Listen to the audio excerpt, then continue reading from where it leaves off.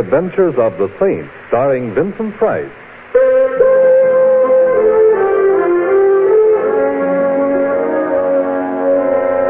The Saint, based on characters created by Leslie Charteris and known to millions from books, magazines, and motion pictures. The Robin Hood of modern crime now comes to radio, starring Hollywood's brilliant and talented actor Vincent Price as The Saint.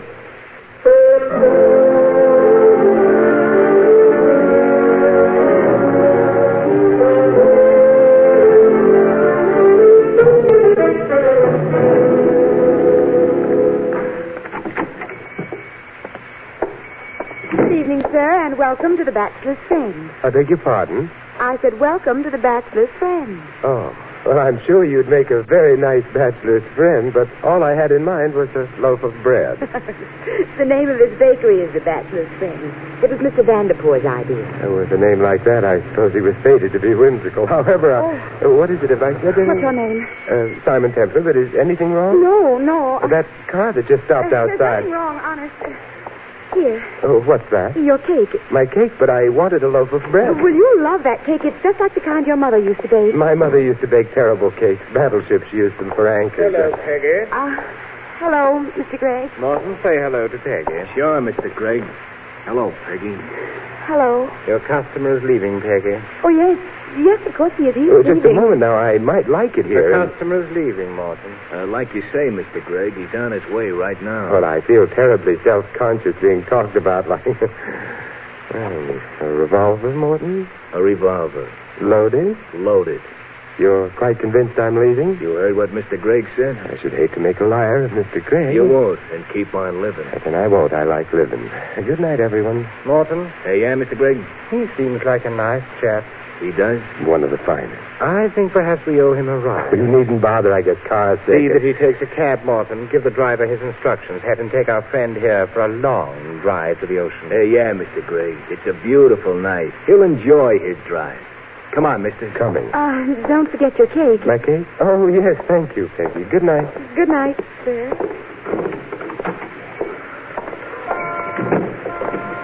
Mister. Yes? I wouldn't toy with no Boy Scout ideas about doing a good deed if I was you. Nature Lovers of America was my outfit. Just forget all about that blonde back in the store. Well, I'll try, but I can't promise she was so... Oh, you know what I mean, Morton. Yeah. And then you're a cad. Hey, taxi. Oh, how convenient. Get in. Thank you. Hey, cowboy. Me? Yeah, you. My name happens to be Benny, not Cowboy. So it's Benny. The gent in the back seat is going for a long drive to the ocean. He likes fish. Oh, shut up. A long drive, see? Him? Yeah, him. So he's going for a long drive. It's all right with You me. better be sure he don't change his mind and come right back here. Otherwise, there'll be one dead gent and also one dead jitney jockey. Me? Yeah, you. Now get out of here and fast. I've been gone an hour. Benny. No. I don't know if I should talk to you. Oh, well, don't talk to me. Listen. We're not going for that drive. I heard what the fellow with the cannon said, but what's more important, I heard what he said. We're going for a drive to the ocean. Oh, but Peggy, the girl back at the bakery, she's in danger. We've got to help her. I don't like girls. Horses I like better. Well, how would you like a broken arm? Right or left? Both. I wouldn't, but that lug has got a gun. I'm closer to you than he is. Okay, we're going back.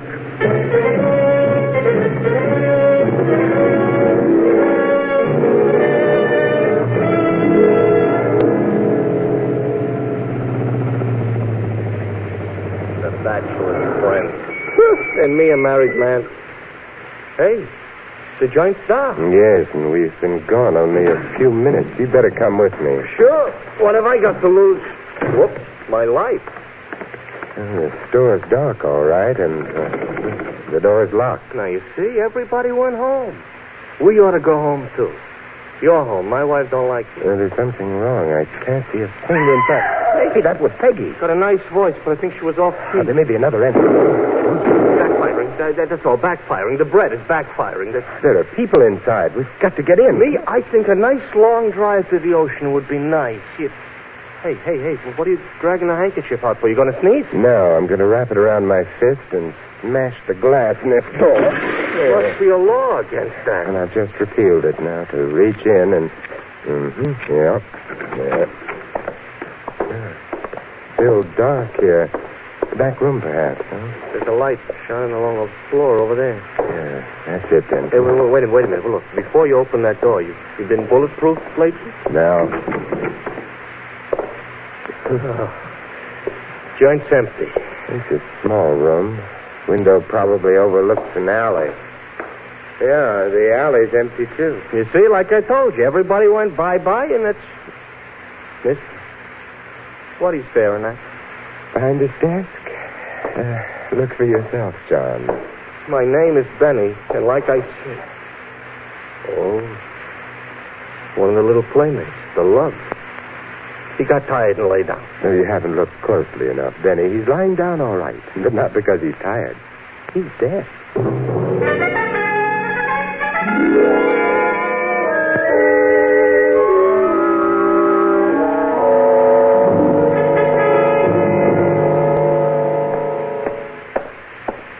Okay, so I phoned the cops like you said. They'll be very glad to drop in right away. Good. Find out anything? Morton's dead. The others must have ducked out the back window. Well, there's nothing more to be discovered here, therefore... Wait a minute. Are you leaving? I'm afraid I am. Yeah, but the cops are not going to be happy about that. Well, they don't like me anyway. My wife don't like me. That don't mean I can walk out on her. Yes, but you see, you married your wife. I didn't marry the police. You got something there. Yes, good night. And give the police my love. Good night. Sure, I'll give it. Wait a minute. Love from whom?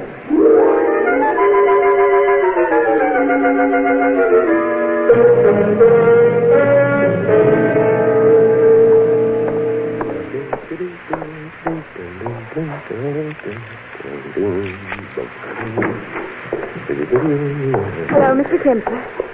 Well, of course, it may be an optical illusion. Hello, but Simon. all optics should have such illusions. Hello, Peggy. I'm here. Yes, so I noticed. Should you be here in my apartment? Why not? The explanation could lead to trouble. Frightened. Very warm for January, isn't it? Is it? Very warm for January. What brings you here? Well, it's a very nice apartment. No etchings, though. Who cares? Etchers? Peggy, how did you get in here? The janitor let me in. He did? Why? I told him I was your sister. I've already told him I'm an only child. Then he's probably very confused by me. No, he's merely having low thoughts. As a matter of fact, I might be having low thoughts, too. Except that I'm the high-minded type. What happened to your little friend? Mr. Gregg and Morton, I don't know. They got into a terrible argument. And you detest arguments. So I went out the back way and came right here. Well, you shouldn't have. You missed something. I did? Definitely. What did I miss, Simon? The end of the argument. Morton lost. Oh? The hard way. He was shot. Simon. Not by me. He was shot dead. Oh, I'm sorry about that. Why? Did you shoot him? Of course not, but you see, Mr. Gregg and Morton were fighting over me. Were they? You sound as if you don't believe me. Don't you think I'm worth fighting over? Yes, I do. Then why are you backing away from me? Well, we mustn't forget that we're brother and sister. Simon, that's silly. And besides, you might not be safe. Well, what does that mean? If Gregg and Morton were fighting over you, then obviously both of them believed you were worth fighting over. And at the moment, Morton is dead. And that frightens? It terrifies me. Are you a man or are you a mouse? Well, I like cheese. Oh, then suppose we forget the whole thing. I just made a mistake about you. Which reminds me, I made another mistake. Which one? That cake I gave you, it didn't belong to you. I didn't ask for it. I know, but I was a little confused. I want the cake, please. The cake? Oh, yes. What's the cake? Simon, are you stalling? No, I'm trying to remember what happened to it. Simon, you don't have the cake with you? Oh, you can search me, but I warn you, I'm pictured. Simon, what happened to that cake? I must have forgotten it in the cab. In the cab? Simon, what kind of a cab was it? The kind with a meter. Oh, you... I'm going. The temperature's dropped badly. Goodbye, Peggy. I hope the janitor tells your wife about your sister, and I hope your wife knows you don't have a sister. I don't have a wife, either. Ooh, I hate you. Hello, Peggy. Mr. Gregg. You're not leaving. Well, You're not. Come on, get back inside. All right. Mr. Gregg, you're no gentleman. I beg your pardon? You're pointing. His revolver. Yes, I am. Is that the one with which you shot Morton? As it happens, I didn't. What's Peggy doing in your apartment? Nothing important. You see, she's my sister. Who are you? Her brother. Peggy? His name's Simon Templar. Templar? Saint? Oh, not really. It's only that my etchings are at the cleaners. Sit down. Thank you, but I... Sit down. Oh, if you insist. The couch? The couch. All right. But you won't mind if I remove the cushion. I hate cushions. Therefore, have one on me. I'm so sorry the cushion hit you in the face. Perhaps I can do even better with this. Ooh. My hand hurts. Simon, what a beautiful right to the jaw. Thank you. I don't like to do it very often. It's so hard on the hands, but, well, I'd better get his gut. I had this lamp all picked out to hit him with, Simon, so thanks for bending over.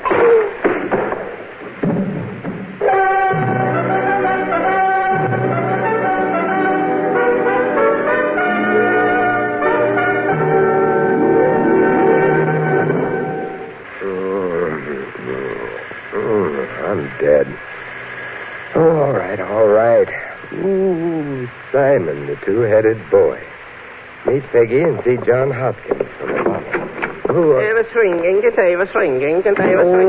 Stop it. I already got a ringing in my head, both my heads. So I came in because I was ringing. I know, and ringing. Nobody was answering, and nobody was answering. Neither of my heads were answering, that's true, but why did you come here in the first place? Well, I am the innocent. I wondered how long it would be before you identified yourself. Mr. Templar, you know me. Not in my present condition. You're the one who's telling me how you're an only child. Well, you started wondering about my sister. Yeah. I beg your pardon? Yeah. Well, I suppose that's true, too, but she's gone. Who? My sister. Never mind, Peggy. Is so? Is so. Oh. It's too bad. It's not so bad. No? Maybe, perhaps you'd better run along, and the next time she shows up, I'll introduce That you. is not why I am coming here. Pardon my digression, but why are you coming here? Why are you making bang-bang from this apartment? Bang? You mean... Like people are shooting that's pieces. silly. Lots of people hitting lots of other people on the jaw and on the head and so on. But you are holding in your hand... Oh, yes. I just got around to noticing it. A revolver. A revolver makes bang-bang. True. Well, perhaps we'd better get into the living room and... that's 20 carats. Peggy wears it, not me. What I am smelling is something else. Yes, gunpowder. Meaning someone's recently fired a gun here and... Oh, good Lord. Look. Yeah? It's Greg on the rug. He is why I hear bang-bang. How true. 2 bullets in his chest. He's dead. You shoot him? Oh, thanks for the question mark at the end of that. No, I didn't. I was knocked out. Greg was shot, and then the revolver was put in my hand. Eventually, I suppose the police were supposed to arrive, find Greg dead, the murder weapon crawling with my fingerprints, and... It's bad, yeah? It's not good, yeah. Dear sister. What you do now? I don't know. Except, of course, Peggy wanted to know who the cab driver was. What cab driver? The one who took the cake. Mr. Templar, I don't... The police. I had better not bother them. What you going to do? I'll find a murderer for them before they decide they've found one in me.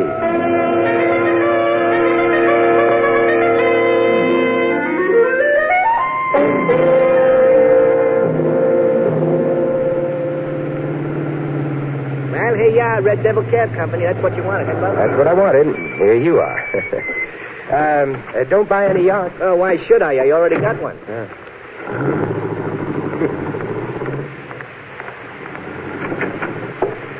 Yeah? What can I do for you? Are you in charge here of the garage and cab fleet? Well, you could say that. Is that what you're looking for? Well, actually, I'm looking for Benny, one of your cab drivers. Benny what? Just Benny. Oh, him?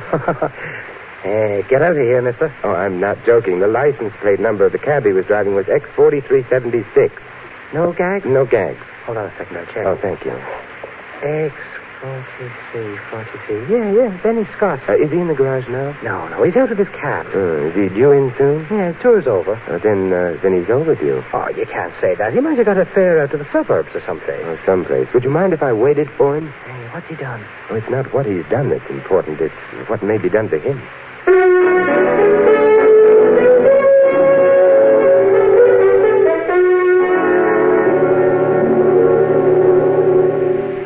Been here for more than an hour. Yeah, Benny isn't usually this late, but... Oh, excuse me. Red Devil Cab Company, Grogan speaking. What? One of our cabs is parked in front of your driveway. Well, lady, you just tell the driver to... Huh? No driver in it? lady, that's impossible. All right, so you live in Ocean Drive Avenue. I know it's a very nice neighborhood, so maybe number 536 is unusual nice, but... Lady, our drivers don't leave their cabs in front of driveways. It's a company rule. Good night. But how do you like that? Hey, maybe... Benny, yeah, I've already thought of that. 536 Ocean Drive Avenue. Well, I'll go right out there, but... Oh, Grogan, could you tell me where I might be able to get a cab?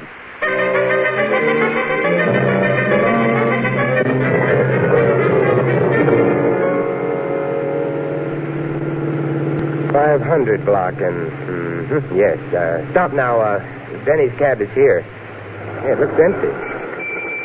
Hey, driver, hang around for a while, will you? Okay, mister. All right, thanks. There's no one... Oh, in the back of the cab. Hey, Benny. It's a lie. Well, what is? I didn't touch a drop. Furthermore, I never drink, and besides, you... Hey, you ain't my wife? No. Then who hit me on the head? A friend of yours, perhaps. Oh, no, my friends don't go around hitting me on the head. They know it's too soft. Hey, wait a minute. Where's the blonde? Well, I don't have her on me. I'm beginning to remember now. She hailed a cab, got in, and then she started asking me about some cake. Dear Peggy. Told me to pull over to the curb. She kept talking about cake, and then she hit me on the head. And I don't even like cake.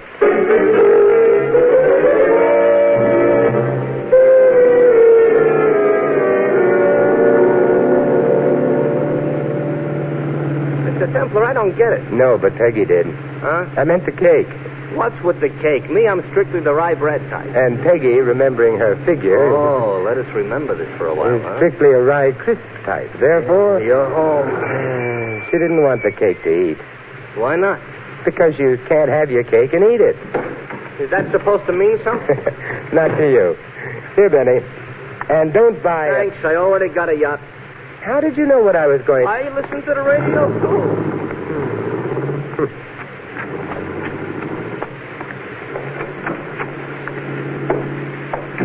Good evening, Mr. Templar. What?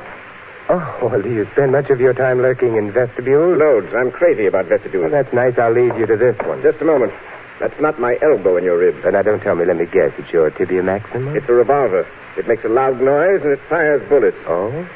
You wouldn't be happy if I shot you. Neither would I. Well, why not take the gun out of my ribs and make us both delirious with joy? I shall, as soon as I have my cake. Your cake? I am Hector Vanderpoor. Hector...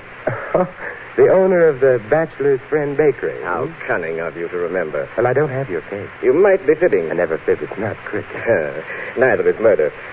But I shall murder you unless... in your apartment, if you please. Oh, of course.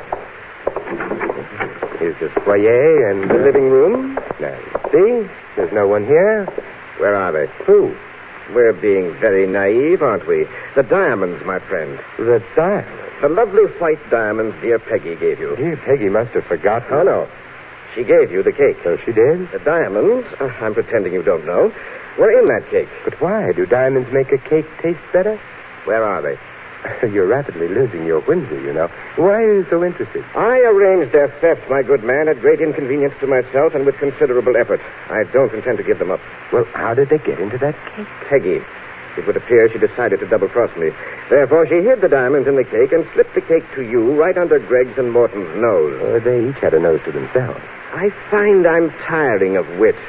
I'm beginning not to be amused. Nor amusing. Therefore, you will either hand over the diamonds at once or... Or else? Die. But I... Get over to the side, Templar, near the window. Well, I've already seen the Get over. view. Well, if you insist. That gets you out of the way. Now, then... You're heading for my bedroom. No, only the door. Oh, Dear Peggy, won't you please join us? well, I was only... She was only being a sister to me. Simon, I came back to visit him, and I'm afraid I'll... You're here because you're obviously working with Templar. Well, that's nice work if I can get it, but... Greg and Morton are both dead. I shall miss them, Peggy. Well, I had nothing to do with... I shall miss them, but I won't miss you. Where are the diamonds? I don't know. You have perhaps a few seconds left of life. All right, I'll give them to you. They're here in my bag. Get your hand out of that bag. But the diamonds are I here. told you. Opportunity knocks, according to proverb. But what? Which takes care of Mr. Vanderpool. Peggy? Oh, you shot me, Simon. Oh. I think I'm going to... Living room's cluttered with bodies. I must say Peggy's nicer, but... Flesh wound. I think everybody's going to live for a while. Are you coming to, Vanderpool? First the revolver, yes. And then a helping hand, and you're on your feet again. You. I probably am, and I certainly did. However, I have the gun now. You're going to kill me, aren't you? Why should I? Because then you and Peggy can keep the dam. You forget the corpses, don't you, Mr. Gregg and Morton? The police are going to want a murderer for them. Well, Peggy killed them, so... You forget I'm being a brother to Peggy. Look, will you please get it over with? Now, don't rush me. You, Gregg, and Morton were jewel thieves. The bakery served as a front. The diamonds in the cake were supposed to be Gregg and Morton's share, right? Yes, but... Gregg and Morton are both dead. If you had the jewels, they'd all be yours now, wouldn't they? Yes, if I had the jewels... Peggy wasn't supposed to know anything about them. That's why you baked them into that cake. We both know all that. No, up until this moment, I didn't know that the jewels had been baked in the cake. Therefore, I shall not kill you. Well, what? Because, you see, the police are going to take care of that.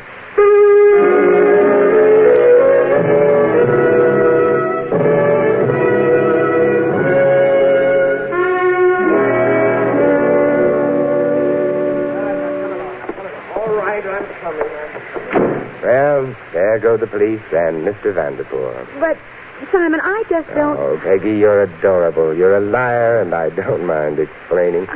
Vanderpool killed Gregg and Morton. How did I know?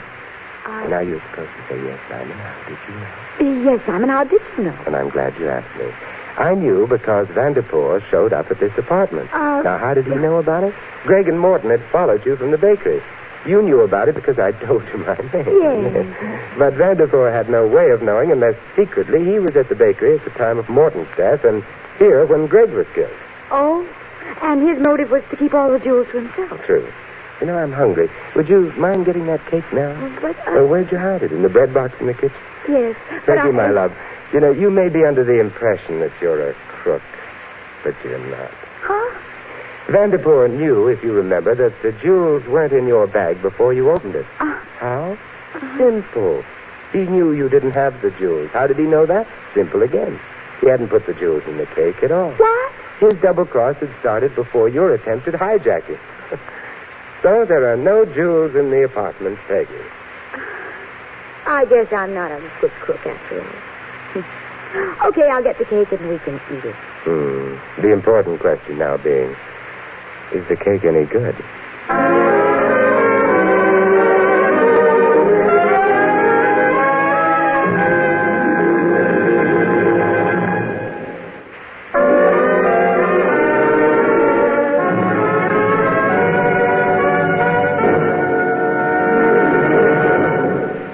Now, here is our star, Vincent Price. Ladies and gentlemen, our friend Peggy might have done better had she chosen her friends more carefully.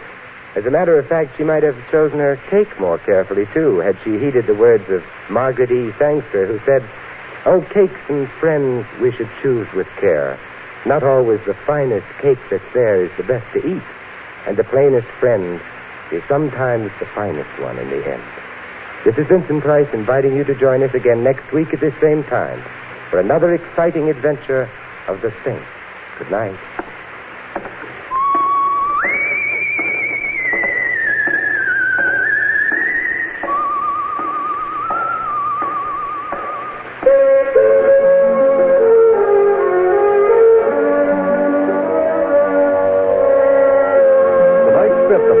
Written by Louis Cities. Our cast included Betty Lou Gerson, Peter Leeds, Dan O'Hurley, Larry Dobkin, and Ted Bonnell. The music was composed and conducted by Harry Zimmerman. The Saint, based on characters created by Leslie Charteris, is a James L. Safier production and is directed by Thomas A. McAvity. Vincent Price is soon to be seen in Robert Lippert's production of The Baron of Arizona. All you Saint fans will be glad to know that the Saint comic books are on sale at all newsstands. Your announcer, Merrill Rudd. This is the Mutual Broadcasting System.